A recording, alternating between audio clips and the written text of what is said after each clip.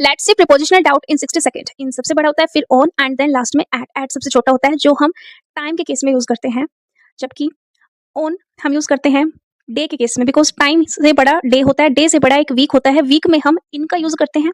And week से बड़ा month होता है, मंथ में भी हम इनका यूज करते हैं। और मंथ से बड़ा ईयर होता है, ईयर से बड़ा डिकेड होता है।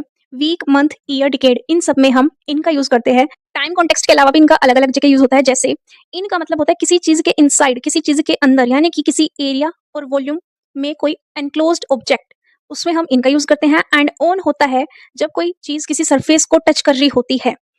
ऑन का एग्जैक्ट मीनिंग होता है किसी चीज के ऊपर होना, सरफेस का टच होना। नाउ अब हम बात करते हैं एट की। एट एक पॉइंट की तरह यूज किया जाता है, एक स्पेसिफिक पॉइंट को शो करता है। For example, meet me at bus stand, meet me at station, ये एक पॉइंट ऑफ लोकेशन यहाँ पे बता दी। ऑन का यूज होता है जैसे the book is on the table, table पे बुक टच हो रही होती है। इन के लिए जैसे he is in the room, वो रूम में है। रूम एक एरिया है, एक वॉल्यूम है, उसके अंदर रूम एक एनक्लोज्ड ऑब्जेक्ट है, उसके अंदर अगर कोई चीज है तो हम इनका यूज करेंगे।